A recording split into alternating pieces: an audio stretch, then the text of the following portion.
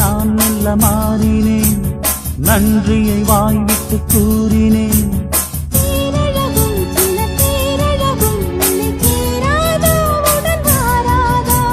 மானழகும் கெண்டை மீனழகும் கண்கள் காட்டாதா, இசை கூட்டாதா?